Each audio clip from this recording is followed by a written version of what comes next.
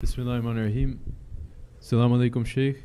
Bismillah. May Allah subhanahu wa ta'ala raise your daraja. Astaghfirullah. I have benefited from your videos greatly. Please consider me as your student. Astaghfirullah. My question is regarding the soul and the nafs. Are they the same? If we have bad thoughts, is it because the shaitan empowers the nafs?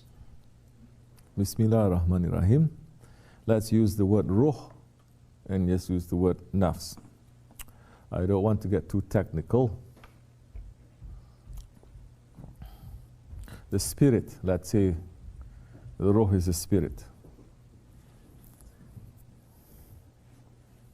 that Allah subhanahu wa ta'ala has created to be always in submission to Him, understanding Allah and understanding who He is.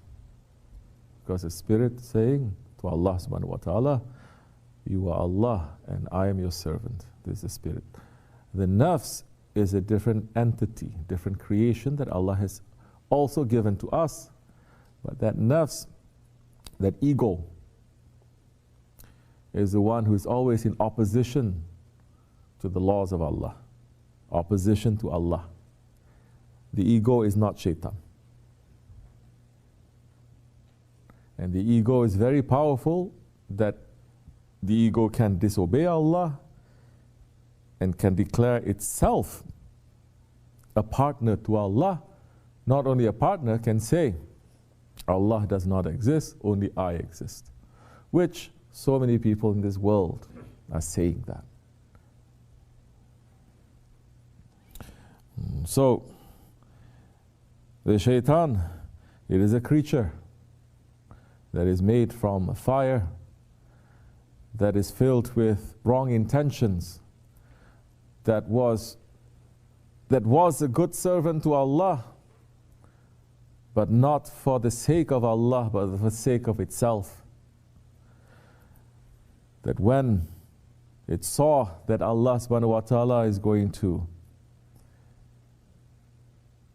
create a new creature, not new, put that aside, a new creature that is going to represent him, already he felt so much envy because he wanted that role.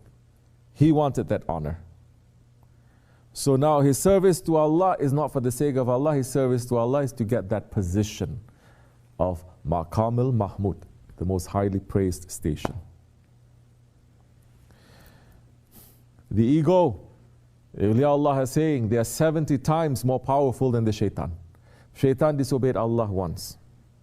One time, shaitan disobeyed Allah. Our ego is continuously disobeying Allah.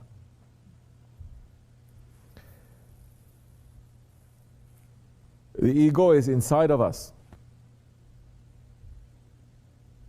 The shaitan can only enter when the ego opens the door and to invite the shaitan to come in.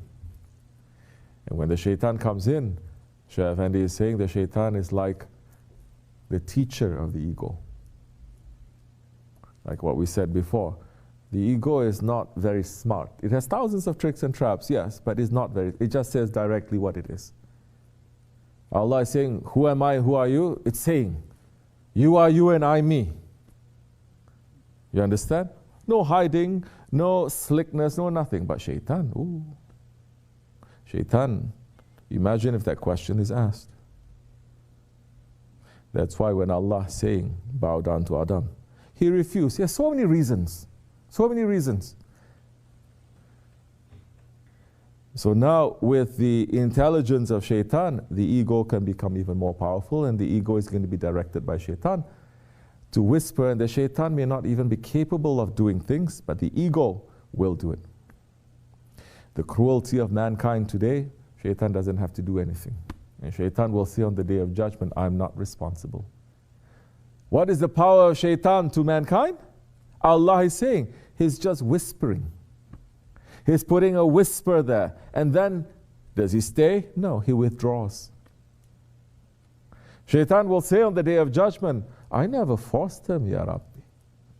I never forced them. I never put a gun to their head and say, you have to commit this evil action. I just whisper to them. But they listen to my whisper. You speak to them continuously non-stop, And you send prophets to speak to them, and angels and the intelligence. They don't listen, but they listen to my whisper. It is not my fault, Ya Rabbi. It is their fault.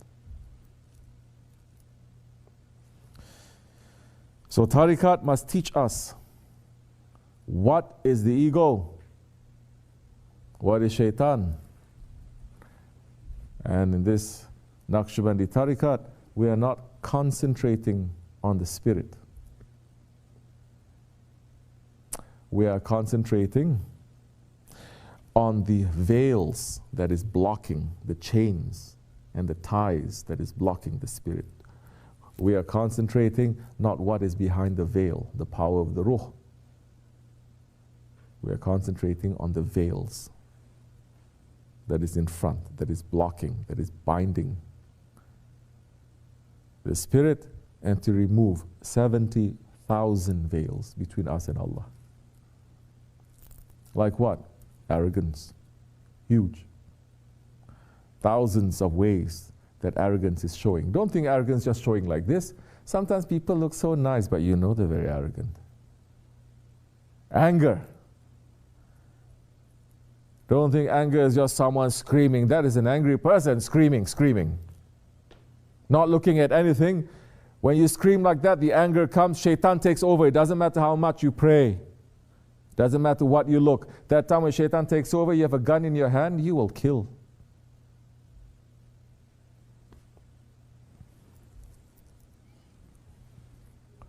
Envy, stubbornness. You are unaware of these veils, how are you going to reach to Allah? You may say you pray all night long. The fact that you are saying I'm praying all night long to my Allah, you're already showing off. Shaitan already win. Take away all your sawab. Can you imagine? Huh? What foolishness. To show off that you are worshipping. What foolishness. And the Prophet ﷺ is saying, if you have an ounce, a mustard seed's worth of arrogance, you cannot even smell paradise. The paradise, it is forbidden to you. How important it is now to know your enemies inside. You know your enemies outside, but you don't know your enemies inside. You're in trouble. You're in big trouble. And the biggest enemy Allah has put inside of us. But He did not leave us alone. It is our responsibility, inshallah, to look at these things and to understand these things.